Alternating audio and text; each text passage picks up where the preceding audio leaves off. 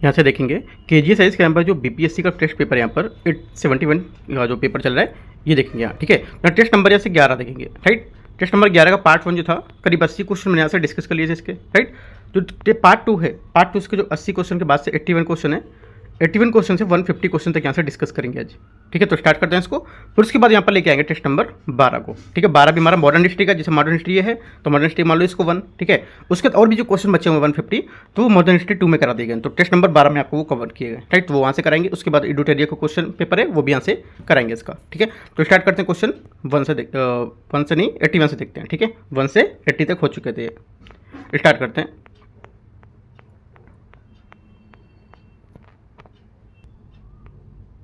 यहाँ से 81 क्वेश्चन है, निम्नलिखित में से कौन से लोगों के विद्रोह का कारण है, ठीक है। कौन सा लोगों के विद्रोह का यहाँ पर कारण है, ठीक है।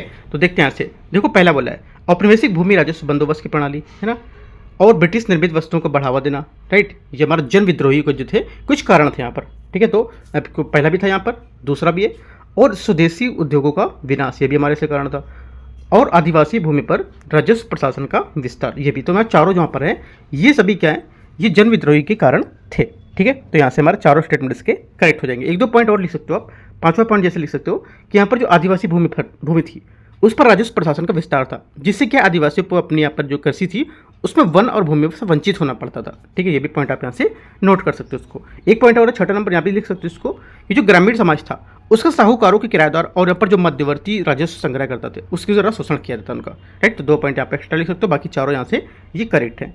तो आंसर हो जाएगा हमारा डी, यहाँ से इसका करेक्ट आंसर है। क्वेश्चन 82, ठगों का दमन किसके नेतृत्व में यहाँ पर किया गया था, ठीक है। तो करेक्ट आंसर हो जाएगा 82 का यहाँ से बी, कैप्टन स्लीमन, ठीक है। कैप्टन स्लीमन यहाँ से इसका करेक्ट आंसर हो जाएगा। भारत में ठगों का दमन या ठगी प्रथा का दमन जो था मुख्य रूप से विलियम हेनरी के स्लीमन जो का नेतृत्व था उसके द्वारा पर किया गया था। वे एक ब्रिटिश नागरिक सेवक थे और प्रशासक थे, ठीक है, जिन्होंने गवर्नर जनरल हमारे जो थे विलियम बेंटिंग उसके सहयोग से 1830 में उसके दशक में यहाँ पर ठगी के जो खिलाफ था यहाँ पर जो अभियान चलाया था, राइट। तो आंसर हमारा 82 का बी करेक्ट हो जाएगा।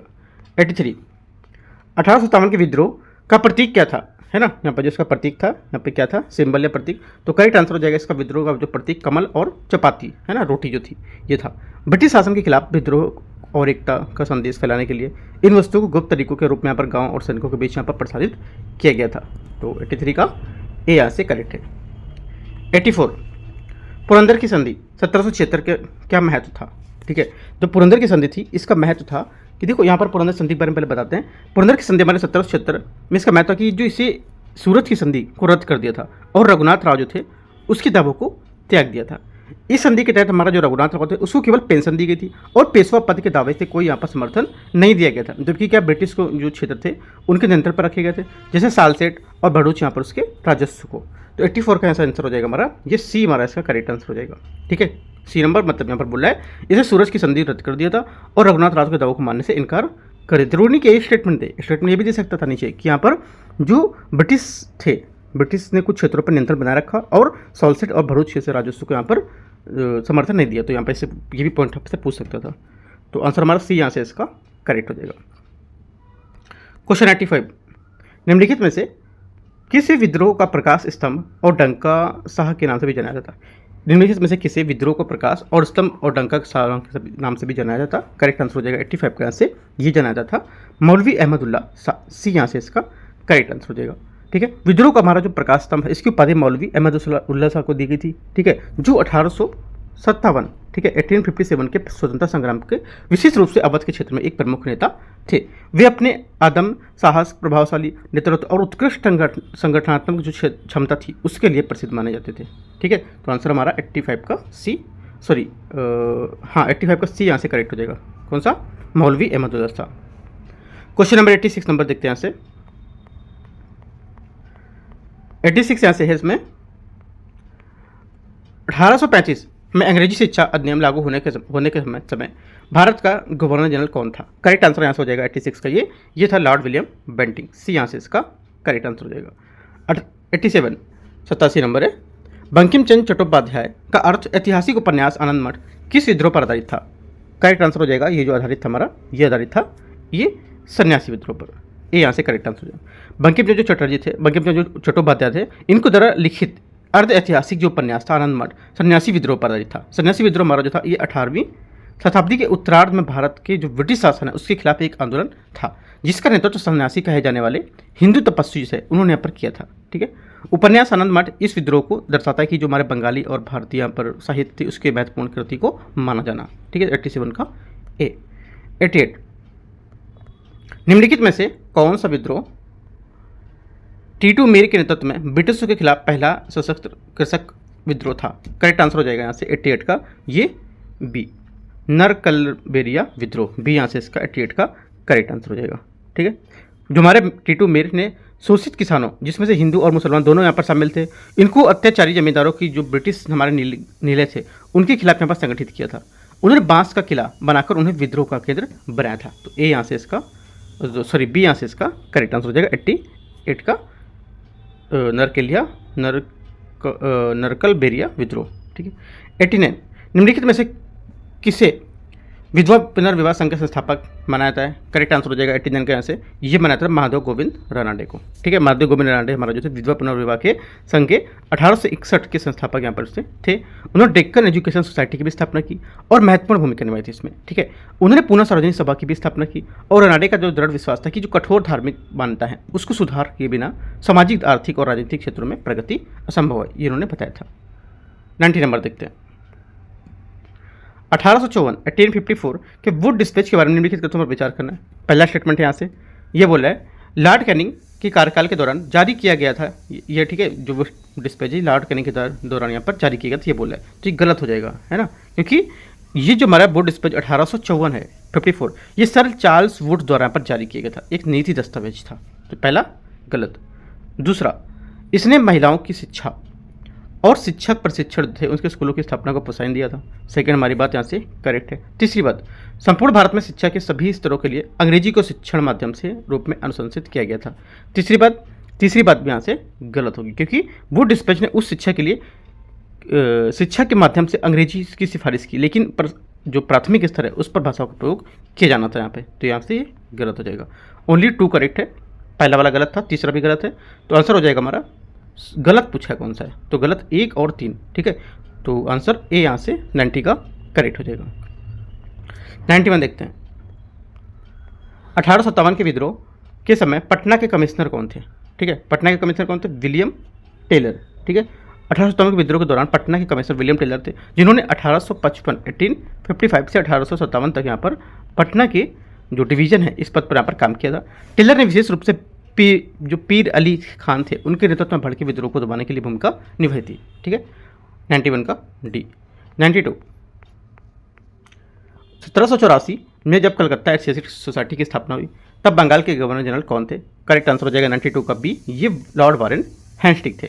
ठीक है, तो बी यहाँ से इसका करेक्ट आंसर हो जाएगा। वारेन हेस्टिंग्स जो है 1772 से 1785 तक गवर्नर जनरल यहाँ पर रहे थे, ये पॉइंट आपको याद रखना है। उन्होंने सर विलियम जोन्स द्वारा एशियाटिक सोसाइटी की स्थापना का समर्थन किया, हालांकि उन्होंने इसका अध्यक्ष पद स्वीकार नहीं किया था।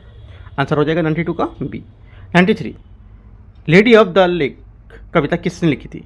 करेक्ट आंसर हो जाएगा 93 का यहाँ से बी, सरोजनी नायडू। ठीक है, लेडी ऑफ द लेक एक जो हमारी लंबी कविता थी जो 1300 पंक्तियों वाली, ठीक है, यहाँ पर थी, जिसे प्रसिद्ध भारतीय कवित्री जो राजनीतिक कार्यकर्ता हैं नारीवादी सरोजिनी नायडू ने यहाँ पर लिखा था। ये उनकी पहली कविता थी जिसे उन्होंने मात्र 13 वर्ष की आयु में यहाँ पर लिखा था, और इस कविता के कारण उन्हें इंग्लैंड में पढ़ाई के लिए छात्रवृत्ति प्राप्त हुई थी। काफ़ी इंपॉर्टेंट बात याद रखना है।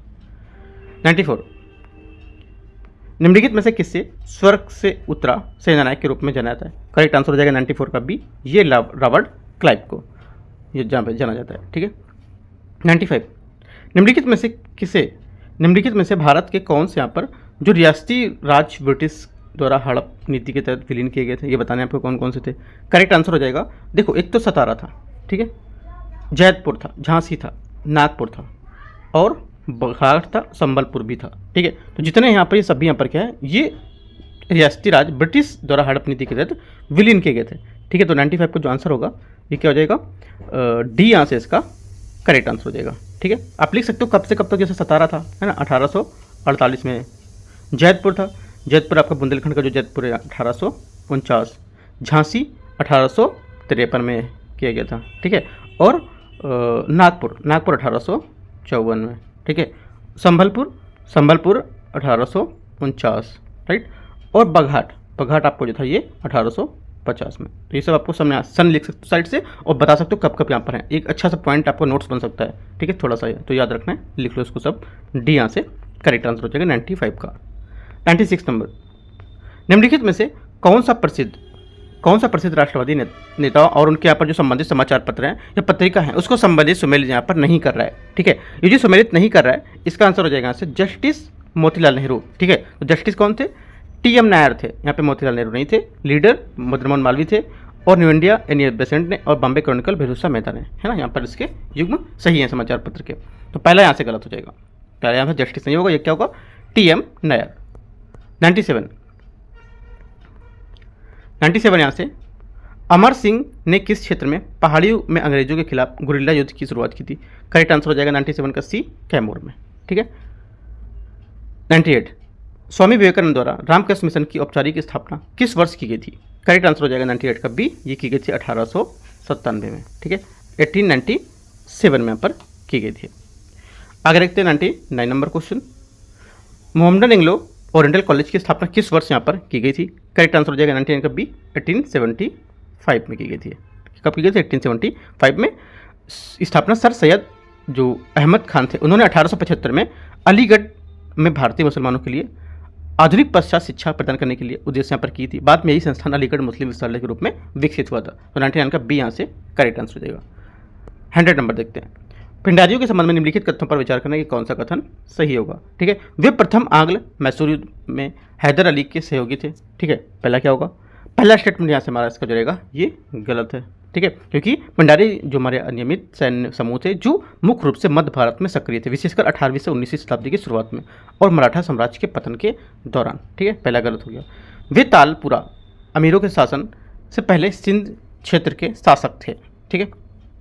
दूसरा क्या होगा? ये भी हमारा स्टेटमेंट गलत हो जाएगा। तीसरा, वे मराठा सेना से जुड़े किराए के सैनिक थे, ये स्टेटमेंट हमारा करेक्ट है ना। जो मराठा सैनिक से जुड़े किराए के जो सैनिक होते थे, ये सी यहाँ से स्टेटमेंट हमारा करेक्ट हो जाएगा 100 नंबर का। ये बंगाल क्षेत्र में साहूकारों का एक वर्ग था, है ना, ये भी हमारा स्टेटमेंट गलत हो जाएगा, ठीक है। तो हमारा आंसर क्या होगा? सी यहाँ से इसका करेक्ट आंसर है ये। क्वेश्चन नंबर 101 101 नंबर क्वेश्चन है, 1832-33 के बीच कोल विद्रोह का नेतृत्व किसने किया था? यहाँ पर कोल विद्रोह का जो नेतृत्व था ये किया था बुद्धो भगत ने, ठीक है। कोल विद्रोह ब्रिटिश ईस्ट इंडिया कंपनी के विरुद्ध एक प्रमुख आदिवासी जो यहाँ पर आंदोलन था, जिसका नेतृत्व जो बुद्धू भगत हैं उसके सहित कई अन्य जनजातीय नेताओं ने यहाँ पर किया था, ठीक है। जो यहाँ पर देखो बुद्ध भगत भी हो सकता है या बुद्धू भगत भी लिख सकता है, कहीं कहीं इसका नाम बुद्धू भगत भी लिखा है, ठीक है। तो आपको याद रखना है क्या यहाँ पर है। तो यहाँ पर देखो क्या है, तो ये क्या है, जो भगत हैं ये और हिंद राय मांकी, ये सब साथ मिलकर यहाँ पर इसमें जो कोल विद्रोह थे उसको लेकर के जमींदारों के खिलाफ यहाँ पर संगठित किया था। तो बी यहाँ से करेक्ट आंसर हो जाएगा। 102 1853 के चार्टर एक्ट के तहत भारतीय सरकार के विधायी विभाग को क्या नाम दिया गया था? ये जो विभाग का नाम दिया गया था इंडियन लेजिस्लेटिव काउंसिल, बी यहाँ से इसका करेक्ट आंसर हो जाएगा। 103 नंबर क्वेश्चन, 1857 के विद्रोह किसने सभ्यता और बर्बरता के बीच संघर्ष बताया था? करेक्ट आंसर हो जाएगा 103 का सी, ये टी.आर. होम्स ने, ठीक है। यहाँ पर जो लेखक थे ब्रिटिश लेखक टी.आर. होम्स, उसने 1857 के विद्रोह को सभ्यता और बर्बरता के टकराव के रूप में चित्रित किया, जो उस समय की यहाँ पर जो औपनिवेशिक मानसिकता थी उसको दर्शाता है, राइट। 104 तहजीब उल अखलाक पत्रिका जिसकी स्थापना सर सैयद अहमद खान ने की थी, किसके माध्यम से और किस आंदोलन को प्रोत्साहित करता है? करेक्ट आंसर हो जाएगा 104 का बी, ये अलीगढ़ आंदोलन को, ठीक है। तहजीब उल जो अखलाक है जिसका अर्थ होता है कि नैतिकता का परिष्कार, एक पत्रिका थी जिसकी स्थापना सर सैयद अहमद खान ने 1871 में की थी। इसका प्रकाशन 1897 में किया गया था। याद रखना, प्रकाशन अलग है इसका वर्ष और स्थापना अलग है, ठीक है। ये पत्रिका भारतीय मुसलमानों के बीच शिक्षा, सामाजिक और नैतिक सुधार के प्रयासों के लिए यहाँ पर महत्वपूर्ण मंच बनी हुई थी। तो 104 का बी यहाँ से करेक्ट आंसर हो जाएगा। 105 किस मुगल सम्राट ने इलाहाबाद की संधि पर हस्ताक्षर किए थे? करेक्ट आंसर हो जाएगा 105 के यहाँ से बी, ये शाह आलम द्वितीय, बी यहाँ से करेक्ट आंसर हो जाएगा। 106 number, 106 British east India company जो थी उसके किस अधिकारी ने टिप्पणी की थी कि भारतीय शासक और प्रमुख उस तूफान के ब्रेक वाटर अवरोध के रूप में पर काम कर रहे थे जो अंततः हमें इस बड़ी लहर को बहा ले जाता है? करेक्ट आंसर हो जाएगा 106 का ये ए लॉर्ड कैनिंग, ठीक है, जिन्होंने यहाँ पर ये बताया था।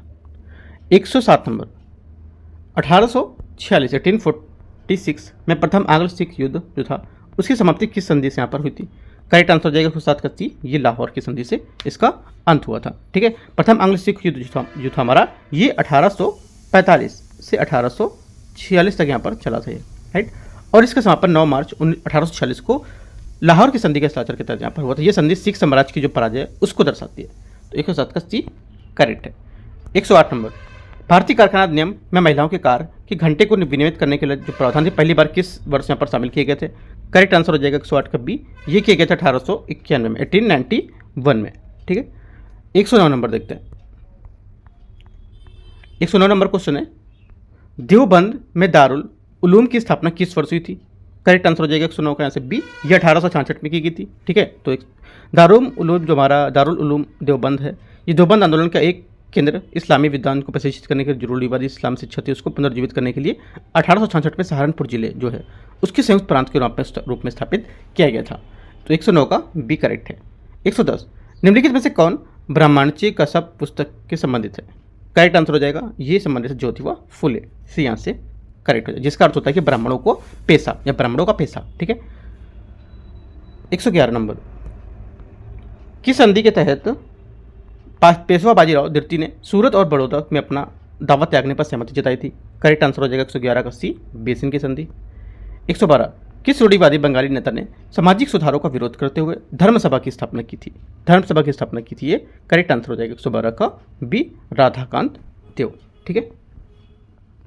आगे देखते हैं 113 नंबर क्वेश्चन निम्नलिखित में से कौन सा व्यक्ति मुगल सम्राट जहांगीर के दरबार में आया था? करेक्ट आंसर 113 का हो जाएगा बी, ये इसमें से एक तो पहला सर थॉमस रो और दूसरा यहाँ से विलियम हॉकिंस। विलियम हेजेट जो था ये यहाँ पर नहीं आया था, ओनली 1 2 करेक्ट है। तो 113 का आंसर यहाँ से ए करेक्ट हो ए नहीं बी यहाँ से करेक्ट हो जाएगा, ठीक है। 113 का बी विलियम हेजेट जो ये जहांगीर के दरबार में नहीं बल्कि यहाँ पर ईस्ट इंडिया कंपनी से बहुत बाद में 17वीं शताब्दी के उत्तरार्ध में औरंगजेब से जुड़ा था ये जो तीसरा वाला है, ठीक है। आगे देखते क्वेश्चन 114 नंबर सरफराज खान की हत्या के लिए निम्नलिखित कथनों पर आपको बताना कौन शासक यहाँ पर उत्तरदायी था इसके लिए? करेक्ट आंसर हो जाएगा 114 का ए, ये अलीवर्दी खान, ए यहाँ से इसका आंसर हो जाएगा। अलीवर्दी खान था ये 1740 में गिरिया की लड़ाई में सरफराज खान को यहाँ पर हराकर उसे मारकर बंगाल का नवाब बनने का रास्ता बनाया था। सरफराज खान मुर्शीद कुली खान का पौत्र था और अलीवर्दी खान द्वारा सत्ता हाथ आने से पहले यहाँ पर बंगाल का नवाब भी था। करेक्ट आंसर 114 का ए। 115 नंबर क्वेश्चन यहाँ से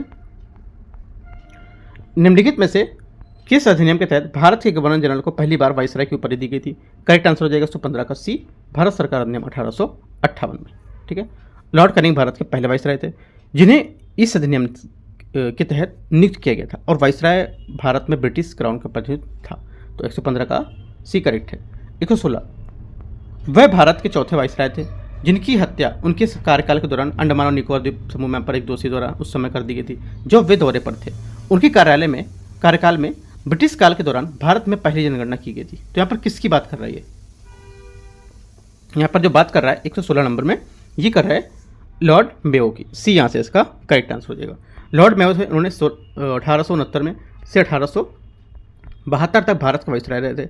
8 फरवरी 1872 को अंडमान निकोबार द्वीप समूह के आधिकारिक दौरे के दौरान जब वे ब्रिटिश दंड कॉलोनी का निरीक्षण कर रहे थे तब एक कैदी शेर अली जो अफरीदी है उनकी हत्या कर दी थी। ये दुर्भाग्यपूर्ण घटना थी जो भारत के इतिहास में एकमात्र ऐसे वाइसराय बना थी जो उनकी हत्या उनके कार्यकाल के दौरान हो गई थी। उनकी हत्या ने यह स्पष्ट कर दिया कि ब्रिटिश शासन के समय औपनिवेशिक अधिकारियों को कई बार विरोध और गंभीर खतरों का सामना करना पड़ा था। काफ़ी इंपॉर्टेंट है, याद रखना है। क्वेश्चन नंबर 116, ठीक है। तो आंसर क्या हो गया इसका? Answer C. 117 नंबर निम्नलिखित में से युद्धों को उनके संबंधित गवर्नर जनरल पर विचार करना है। देखते हैं कि कौन सा कथन यहाँ पर कितने सही है, ठीक है। देखो यहाँ पर पहला जो है प्रथम आंग्ल सिख युद्ध लॉर्ड हार्डिंग, ठीक है, उसके कार्यकाल में लड़ा गया था, तो पहला करेक्ट है। द्वितीय आंग्ल मराठा युद्ध ये लॉर्ड वेलेस्ली, ठीक है, ये भी आपका करेक्ट है, ठीक है। तीसरा आंग्ल मैसूर युद्ध, तृतीय आंग्ल मैसूर युद्ध था, ये लॉर्ड कॉर्नवालिस के कार्यकाल के दौरान लड़ा था, ना कि वारेन हेस्टिंग, तो ये गलत हो जाएगा, ठीक है। तो आंसर हमारा पूछा सही कितने, तो 1 2 2 स्टेटमेंट यहाँ से सही है, बी करेक्ट आंसर हो जाएगा। 118 निम्नलिखित में से किसने 1872 में पटना में बिहार हेराल्ड की शुरुआत की थी? करेक्ट आंसर हो जाएगा 118 का डी, ये गुरु प्रसाद सेन। ठीक है, द बिहार हेराल्ड जो है बिहार में प्रकाशित होने वाला एक प्रारंभिक अंग्रेजी समाचार पत्र था, जिसकी स्थापना 1872 में गुरु प्रसाद सेन द्वारा की गई थी। इस पत्र ने 1917 में महात्मा गांधी की चंपारण की जो यहाँ पर जांच जैसी जो ऐतिहासिक घटना थी उसको उजागर करने में अहम भूमिका निभाई थी। ऐसे क्वेश्चन पूछ सकता है कि चंपारण की यहाँ पर जो गांधी जी का चंपारण यहाँ पर जांच की ऐतिहासिक भूमिका उजागर करने के लिए किसने अहम भूमिका निभाई थी यहाँ पर, है ना, किस पेपर ने, किसने, तो आंसर आपको याद रखना है, गुरु प्रसाद सेन। और यहाँ पर इनका जो न्यूज़पेपर था बिहार हेराल्ड। ठीक है, 119 नंबर, आंग्ल नेपाल युद्ध निम्नलिखित में से किस संधि पर हस्ताक्षर के साथ समाप्त हुआ था? करेक्ट आंसर हो जाएगा 119 का बी, ये सुगौली की संधि से। ठीक है, 119 का बी यहाँ से करेक्ट आंसर हो जाएगा। 120 नंबर देखते हैं। 120 है, 1857 के विद्रोह के दौरान ब्रिटिश औपनिवेशिक शासकों की तीखी आलोचना के लिए कौन सा यहाँ पर भारतीय समाचार पत्र विशेष रूप से प्रसिद्ध था? करेक्ट आंसर हो जाएगा 120 के यहाँ से सी, द हिंदू पैट्रियट। ठीक है, द हिंदू पैट्रियट जो कोलकाता से प्रकाशित होने वाला एक प्रारंभिक भारतीय समाचार पत्र था। इसकी शुरुआत 1853 में हुई थी। प्रारंभ में इसका संपादन गिरीश चंद्र घोष ने किया था और 1855 में यह हरिश्चंद्र मुखर्जी जो हैं उनके संपादन में आया था। और 1857 के विद्रोह के दौरान यहाँ पर यह अखबार ब्रिटिश शासन की निर्भीक आलोचना के लिए प्रसिद्ध हो गया था। तो 120 का आंसर सी यहाँ से करेक्ट हो जाएगा। 121, प्रथम आंग्ल बर्मा युद्ध 1824-1826 के बीच भारत के किस गवर्नर जनरल के कार्यकाल में यहाँ पर लड़ा गया था? करेक्ट आंसर हो जाएगा 121 का आपका यहाँ से ये लॉर्ड एम्सहर्स्ट, बी यहाँ से इसका करेक्ट आंसर हो जाएगा। क्वेश्चन नंबर 122, भारत के किस नवाब का संबंध 1756 की ब्लैक होल त्रासदी के नाम से घटना से है? करेक्ट आंसर हो जाएगा 122 का यहाँ से बी, सिराजुद्दौला। राइट। 123, निम्नलिखित जो सुधारक थे उसमें से किसने सामाजिक सुधार और एकेश्वरवाद को बढ़ावा देते हुए महाराष्ट्र के प्रार्थना समाज की स्थापना की थी? करेक्ट आंसर हो जाएगा 123 का ए, आत्माराम पांडुरंग, जो हमारा प्रार्थना समाज की 19वीं शताब्दी का एक सामाजिक धार्मिक आंदोलन था। इसकी शुरुआत 1867 में 1867 में बम्बई मुंबई में हुई थी। ठीक है, बम्बई पहले का नाम था, मुंबई जो अभी रिसेंटली नाम है। इसकी स्थापना आत्माराम पांडुरंग ने की थी और बाद में महादेव गोविंद रानडे से जुड़ने के लिए व्यापक जो प्रसिद्धि थी मिली थी। तो आंसर हो जाएगा 123 का ए। 124 नंबर, यह मुगल सम्राट एक बिखरे हुए और अपेक्षाकृत छोटे मुगल साम्राज्य का उत्तराधिकारी बना। उसके शासनकाल में दो निर्णायक युद्ध हुए, पानीपत की तीसरी लड़ाई 1761 में और बक्सर 1764 की लड़ाई। तो ये किसकी बात की जा रही है? मुगल बादशाह की, है ना, बताना है आपको। करेक्ट आंसर हो जाएगा 124 का आंसर आपका ये शाह आलम द्वितीय, सी यहाँ से इसका करेक्ट आंसर हो जाएगा। आगे देखते क्वेश्चन 125, निम्नलिखित घटनाओं को कालक्रम के अनुसार व्यवस्थित करना है। Royal title act, vernacular press act, Ilbert bill, Wood dispatch. ठीक है, तो इसमें से बोला है कि कोड का उपयोग करके सही उत्तर चुनना है, कालक्रम के अनुसार उनको व्यवस्थित करना है। ठीक है, वुड डिस्पैच आपका हुआ है 1854 में, 1054 आप लिखो, मैं आपको बताता रहता हूँ। ठीक है, कौन कौन सा है। तो हमारा यहाँ पर वुड डिस्पैच 1854, 1854 हम नोट करके देखो, जितने भी आ रहे हैं आप इनको साइड में नोट करके अच्छा से नोट्स बना लेना है सब चीज़ को लेकर के, तो आपको सब याद हो जाएंगे कौन कौन से कब यहाँ पर हुए थे। ठीक है, उसके बाद आपका हुआ था जो हमारा रॉयल टाइटल्स एक्ट है 1876 में, 1876 में। ठीक है, पहला क्या आया? वुड डिस्पैच था, हाँ पहला वुड डिस्पैच था ना, हाँ ठीक है, तो चौथा और पहला हो गया यहाँ से। आगे देखते हैं, उसके बाद आपका आएगा वर्नाकुलर प्रेस एक्ट 1878। उसके बाद आएगा दो हो गया, इल्बर्ट बिल तीसरा, इल्बर्ट बिल आएगा यहाँ पर 1883। ये उसके साथ तो मैच करेंगे तो हमारा आंसर ये देखो सब मैंने बता दिया कौन कौन से सन थे। तो 4123 यहाँ से मैच कर रहा है, 4123 मतलब डी नंबर यहाँ से स्टेटमेंट 25 का करेक्ट हो जाएगा। ठीक है, 26 नंबर क्वेश्चन देखते हैं यहाँ से 126 नंबर। इसमें बोला ब्रिटिश भारत में प्रेस के संबंध में निम्नलिखित में से किसी भारतीय प्रेस का मुक्तिदाता कहा जाता है? करेक्ट आंसर हो जाएगा लॉर्ड मेटकाफ को भारतीय प्रेस का मुक्तिदाता के रूप में जाना जाता है, क्योंकि उन्होंने पहले नियमों द्वारा पर प्रेस द्वारा लगाए गए प्रतिबंध थे उसको निरस्त कर दिया था और 1825 में भारत के गवर्नर जनरल जो कार्यवाहक के रूप में 1833 में प्रेस अध्यादेश को समाप्त कर दिया था, जिसके तहत क्या समाचार पत्रों को लाइसेंस प्राप्त करना और सेंसरशिप का सामना करना आवश्यक था। ठीक है, 126 का डी लॉर्ड मेटकाफ। 127, निम्नलिखित में से कौन डिप्रेस्ड क्लास मिशन सोसाइटी के संस्थापक थे? करेक्ट आंसर हो जाएगा 127 का सी, विठल स्वामी रामजी शिंदे। 128, निम्नलिखित में से भारत में भावी आंदोलन का प्रमुख केंद्र कौन सा था? करेक्ट आंसर हो जाएगा 128 है इसका केंद्र था ये पटना था। क्या था? पटना इसका यहाँ से 128 का ई करेक्ट आंसर हो जाएगा। 129 निम्नलिखित में से कौन सा सलाबाई संधि 1782 का प्रावधान नहीं था?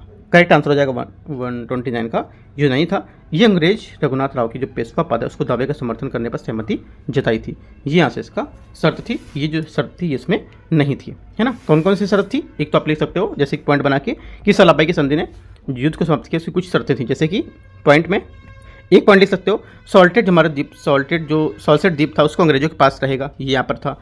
अंग्रेजों जो थे वो रघुनाथ राव को कोई समर्थन नहीं देंगे और पेशवा उन्हें केवल पेंशन देंगे, ये भी यहाँ पर पॉइंट था, ठीक है। और हैदर अली को अंग्रेजों और अरकाट के नवाब को छीने गए क्षेत्र लौटाने होंगे, ठीक है।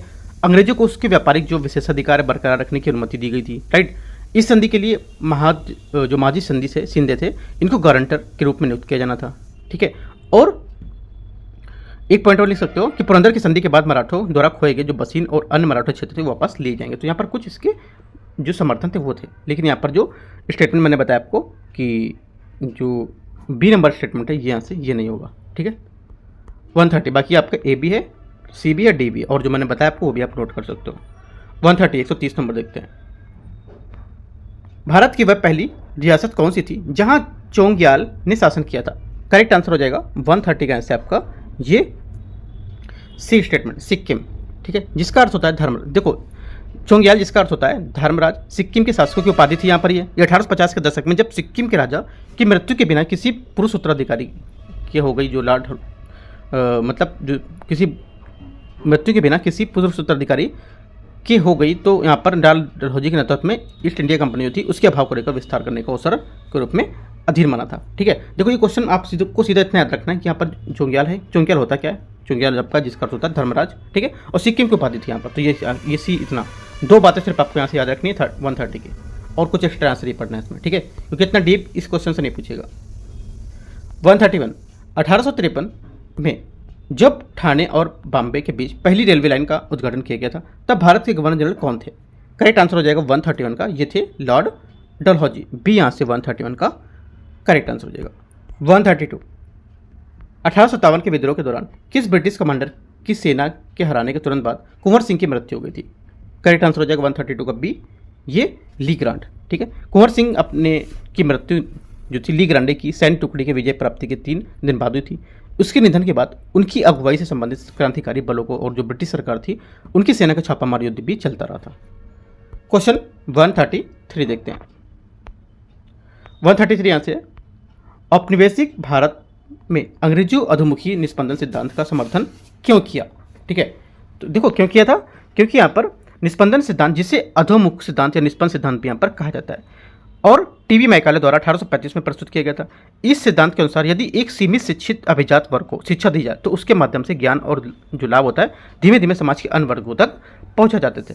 ठीक है, तो आंसर हमारा हो जाएगा 133 का सी। सामूहिक शिक्षा पर न्यूनतम खर्च और उचित ठहराने के लिए ये हमारा जो 133 इसका करेक्ट आंसर हो जाएगा। 134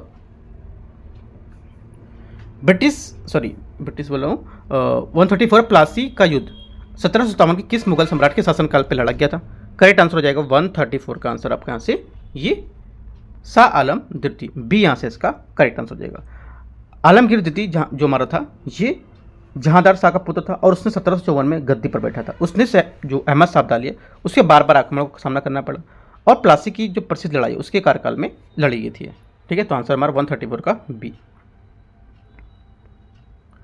135 135 नंबर, निम्नलिखित में से कौन श्वेत विद्रोह का परिणाम था? श्वेत विद्रोह का परिणाम में से कौन था?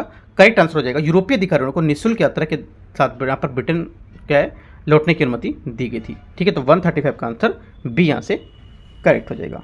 ठीक है, आगे देखते हैं 136 नंबर,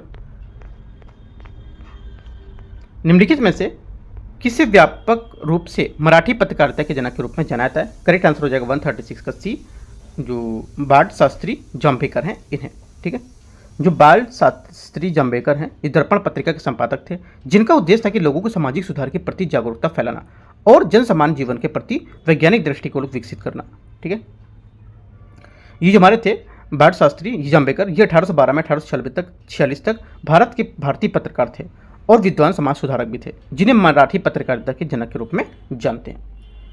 137 नंबर, किस वायसराय के कार्यकाल में प्रथम अकाल आयोग की स्थापना की गई थी? करेक्ट आंसर हो जाएगा 137 का सी नंबर, लॉर्ड लिटन।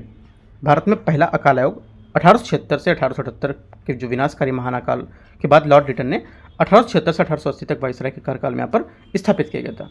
ठीक है, जो हमारे सर रिचर्ड स्ट्रेची की अध्यक्षता में आयोग की स्थापना 1880 में अकाल के कारण पर जांच करने के लिए रोकथाम की जो उपाय थी उसकी सिफारिश के लिए की गई थी। 138 नंबर 138, दक्कन विद्रोह मुख्यतः किन के द्वारा यहाँ पर किया गया था? करेक्ट आंसर हो जाएगा 138 का आंसर आपका ये सी, साहूकारों के विरुद्ध यहाँ पर किसान द्वारा। ठीक है, 139, मुगल साम्राज्य का औपचारिक रूप से अंत कब हुआ था? करेक्ट आंसर हो जाएगा 139 का सी, ये 1858 में हुआ था। ठीक है, तो यहाँ पर जो मुगल साम्राज्य का औपचारिक अंत 1 नवंबर 1858 को हुआ था, जब रानी विक्टोरिया ने आधिकारिक रूप से मुगल शासन की समाप्ति की घोषणा और भारत की जो हमारी सम्राट की जो उपाधि है वो धारण की थी। ठीक है, इस समय अंतिम मुगल सम्राट बहादुर शाह द्वितीय था, ये भी याद रखना है। 139 का सी। 140, हिंदू विधवा पुनर्विवाद नियम पारित होने के समय भारत का गवर्नर जनरल कौन था? करेक्ट आंसर हो जाएगा भारत का जो गवर्नर जनरल था हमारा ये था लॉर्ड कैनिंग। ये यहाँ से इसका करेक्ट आंसर हो जाएगा। 141 देखते हैं, इल्बर्ट बिल विवाद भारत के किस ब्रिटिश वायसराय के कार्यकाल में दौरान हुआ था? करेक्ट आंसर हो जाएगा 141 का बी, लॉर्ड रिपन के कार्यकाल पे हुआ था। ठीक है, 142 देखते हैं,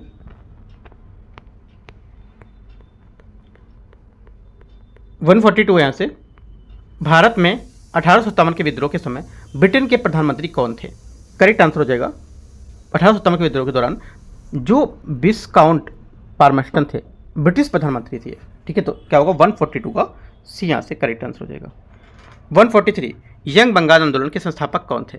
ठीक है, यंग बंगाल आंदोलन की शुरुआत हेनरी विवियन डेजरियस ने की थी, जो 1820 से 1830 के दशक में कलकत्ता के हिंदू कॉलेज में शिक्षक थे। ठीक है, एक बात आपको यहाँ से याद रखनी है। दूसरा, इस आंदोलन का उद्देश्य था कि जो बंगाल के युवा हैं उसमें तर्कवाद, वैज्ञानिक सोच और सुधार की भावना पैदा करना। राइट, और जिस उनके छात्र जिन्हें डोरिजियन कहा जाता था उनकी पश्चिमी उदारवादी विचार की गहराई थी उससे प्रभावित थे वे, और सामाजिक और धार्मिक सुधारों का प्रबल समर्थन बनाए रखना था। तो 143 का आंसर यहाँ से ए करेक्ट हो जाएगा। 144, निम्नलिखित संगठनों को उनकी स्थापना के वर्ष के आधार पर सही कालक्रम को सर्व लगाना है। पुनः सार्वजनिक सभा, ठीक है, जो कि पुनः सार्वजनिक सभा का गठन 1870 में हुआ था। कब हुआ था? 1870 में। और उसके बाद बोला है इंडियन लीग की शुरुआत, है ना, इंडियन लीग जो हमारी है उसकी शुरुआत हुई थी 1875 में। ठीक है, उसके बाद हुई थी बॉम्बे प्रेसिडेंसी एसोसिएशन की शुरुआत 1885 में। तो क्या आएगा पहले 1870 वाला मतलब एक आएगा, है ना, उसके बाद आएगा 3, उसके बाद 2, 1 3 2। ठीक है, तो आंसर हो जाएगा 144 का सी, 1 3 2, तो हमारा सी में करेक्ट आंसर है। 145, भारतीय लोक सेवक अधिनियम कब पारित किया गया था? भारतीय लोक सेवक जो अधिनियम है यह पारित किया गया था 1861 में। ठीक है, लॉर्ड कैनिंग के वायसराय के काल में पारित किया गया था। इस अधिनियम ने सिविल सेवा परीक्षा को यहाँ पर औपचारिक रूप दिया था और जो मुख्यतः इंग्लैंड से आयोजित यहाँ पर की जाती थी। इसका पाठ्यक्रम शास्त्रीय विषयों पर आधारित था। ठीक है, 146 नंबर, भारत के वायसराय के रूप में सबसे छोटा कार्यकाल किसका था? करेक्ट आंसर हो जाएगा 146 का बी स्टेटमेंट, यहाँ से लॉर्ड माउंटबेटन। ठीक है, लॉर्ड माउंटबेटन जो थे भारत के अंतिम वायसराय के रूप में यहाँ पर 24 मार्च 1947 से 15 अगस्त 1947 तक, यानी लगभग 5 महीने से भी कम समय तक यहाँ पर सेवा दी थी। उन्हें भारत की सत्ता के शांतिपूर्ण हस्तांतरण और विभाजन की प्रक्रिया के संपन्न का भी यहाँ पर योगदान दिया जाता था। तो करेक्ट आंसर यहाँ से क्या होगा? मैंने बताया आपको 146 का बी। 147, किस प्रसिद्ध कवि ने 1857 के विद्रोह की घटनाओं को देखा और उसका वर्णन अपने लेखन में किया है? करेक्ट आंसर हो जाएगा 147 का आंसर आपका ये सी स्टेटमेंट, मिर्जा गालिब। ठीक है, 1857 के विद्रोह में साक्षी रहे जो कवि मिर्जा गालिब थे। वे एक प्रमुख उर्दू शायर और 1857 के विद्रोह के साथ समय यहाँ पर दिल्ली में निवास करते थे। उनकी रचनाएं उन घटनाओं के प्रति उनके अनुभव पर टिप्पणी को दर्शाती हैं।